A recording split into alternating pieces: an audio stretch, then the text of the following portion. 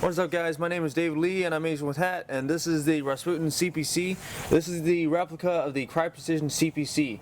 And we're going to start from left to right, and we're going to circle around first.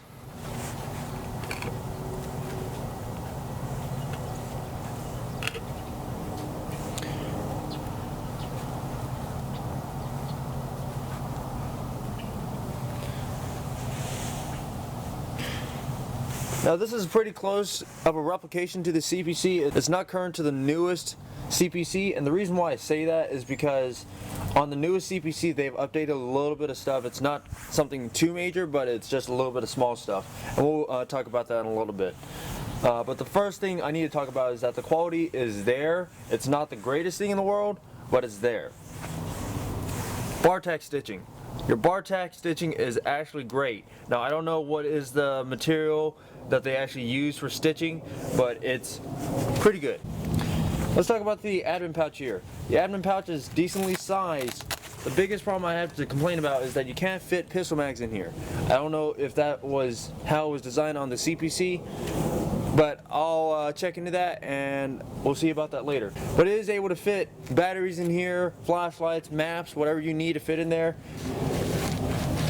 Your Velcro over here is actually pretty accurate. On my AVS is about the same color. Your kangaroo insert is just like the JPC. You have a Velcro liner over here to close up the kangaroo. And it's pretty good for what it is. This will also work with Kydex inserts, kangaroo inserts, or something like GMR, Ferro Concepts, S-Tac. It'll all work together pretty well. Just pick one or the other brand. Moving on over here, we're going to talk about the harness and the cummerbund. The cummerbund over here also comes with an integrated mag pouch or radio pouch, whatever you want to call it. Really good for what it is. Your harness will also come with pads. These pads are decent for what it is. It's a little bit too much padding, but it's not the worst thing in the world. It gives it a little more rigidity to it with the padding. You'll be able to also put in side plates in here, and then there's some Velcro over here to go with your pouch so that it doesn't move at all while you're running. We're going to talk about the padding on here. The padding is really decent for the shoulder pads. Your buckle is actually a UTX buckle, which is really good because that's what Crye is actually using on theirs. The webbing on here compared to the real Crye CPC is actually not multicam. It's actually a coyote brown color.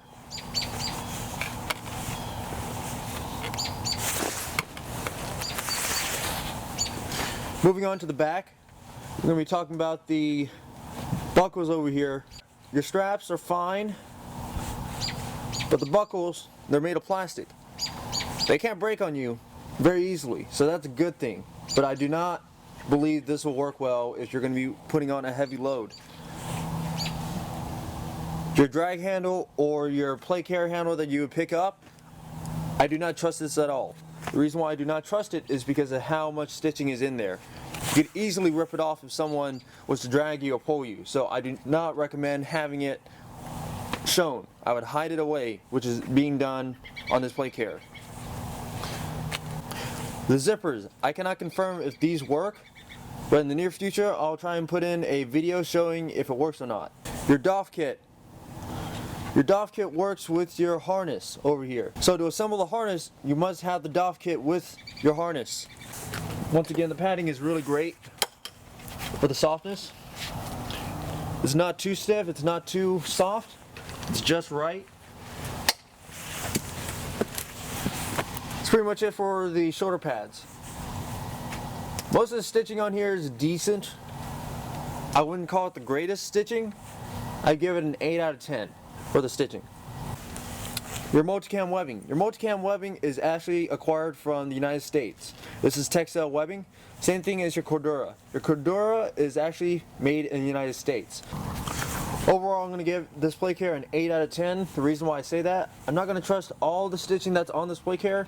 Mainly, I don't trust the drag handle here. I do not trust the rear buckles completely.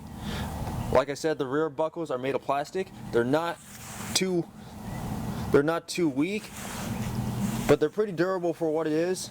They won't snap on you if you try and bend them. But like I said, if you were to throw on heavy stuff, I'm pretty sure this will break on you. Everything else is decent replication. For 200 bucks, this is totally worth it. Links will be in the description down below for where you want to get it in the United States.